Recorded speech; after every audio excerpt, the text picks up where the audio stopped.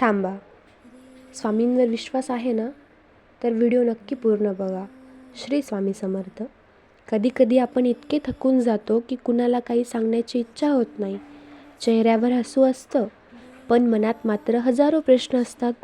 स्वामी, अजून किती परीक्षा?